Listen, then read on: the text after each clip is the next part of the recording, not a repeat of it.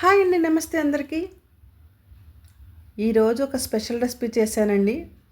So గుత్తి వంకాయ దమ్ బిర్యానీ నిజంగా first time try చేశాను.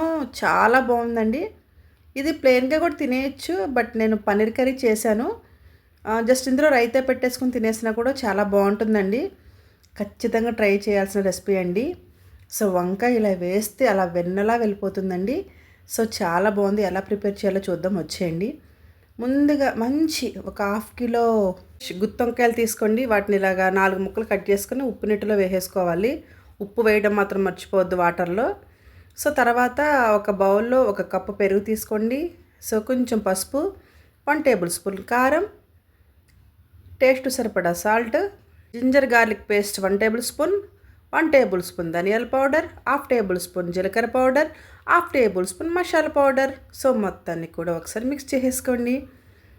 సో ఇలా మిక్స్ చేసుకున్న దాంట్లో మనం కట్ చేసి పెట్టుకున్న వంకాయలు ఉన్నాయి కదా, గుత్తి వంకాయలు, వాటిని ఇలా వేసి వాటిని అలా అలా అలా కలిపేసుకొని మ్యారినేట్ చేసుకుని ఒక 10 మినిట్స్ పక్కన పెట్టేసుకోవాలి. సో వీటిని మ్యారినేట్ చేసుకుని పక్కన పెట్టేసుకోవాలండి. సో అవి అలా ఉంటాయి కదా. ఈలోపు మనం నెక్స్ట్ ప్రాసెస్ ఏంటో చూద్దాం. గ్యాస్ మీద కడాయి పెట్టుకొని అందులో 1 టేబుల్ స్పూన్ గీ, 2 టేబుల్ స్పూన్ ఆయిల్ తీసుకొని, సో ఆయిల్ హీట్ అయిన తర్వాత హోల్ బిర్యానీ సామాన్లు, బిర్యానీ ఆకు, యాలకులు, లవంగాలు, చెక్క, సో మరాఠీ మొగ్గ అన్నీ వేసుకొని అది కొంచెం ఫ్రై అయిన తర్వాత అందులో కొంచెం కరివేపాకు వేసుకొని అది కూడా ఫ్రై అయిన తర్వాత అందులో సన్నగా కట్ చేసి పెట్టుకున్న ఆనియన్స్ కూడా వేసుకొని వాటిని లైట్గా ఫ్రై చేసుకుంటే సరిపోతుంది. ఎక్కువ బ్రౌన్ కలర్ అవసరం లేదండి.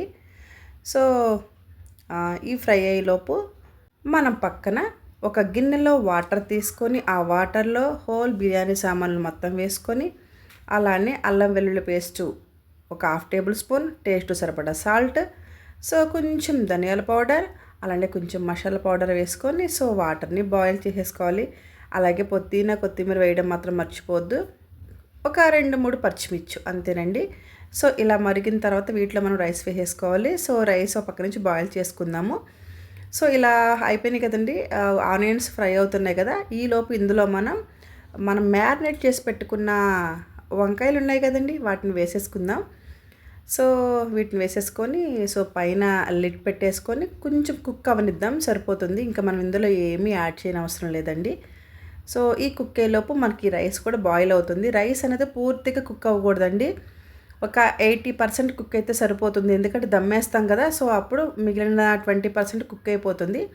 సో ఇలా ఆయిల్ పైకి తేలుతుంది చూసారా. సో ఈ టైంలో మనం రైస్ని 80% కుక్ అయిన రైస్ని మనం ఇలాగా వాటర్ అనేది తీసేసి సో ఆ రైస్ని ఇలా స్ప్రెడ్ చేసుకోవాలండి. సో ఇలా లేయర్ కింద స్ప్రెడ్ చేసుకుని అందులో కొత్తిమీర, పుదీనా అండ్ ఫ్రైడ్ ఆనియన్స్ అలా లైట్గా వేసుకోవాలి. నేను బాగా డీప్ ఫ్రై చేయనండి. నాకు ఫ్రైడ్ ఆనియన్స్ ఎందుకు డీప్ ఫ్రై ఇష్టం ఉండదు. కావాలనుకున్న వాళ్ళు చేసుకోవచ్చు, బట్ నాకు ఎందుకు అంత టేస్ట్ అనిపించదు. సో అందుకే నేను ఇలా ఫ్రై చేస్తాను. అలానే పైన ఇలా కొంచెం గీ కూడా వేసుకోండి, మంచి టేస్ట్ వస్తుందండి, చాలా బాగుంటుంది.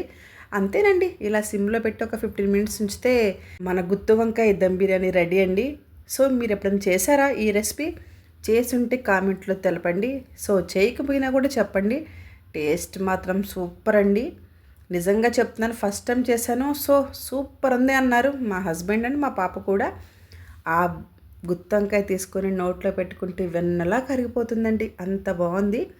ఓకే అండి, ఇలాంటి మరెన్నో వీడియోస్ కోసం నా ఛానల్ ఫాలో అవ్వడం మాత్రం మర్చిపోవద్దు.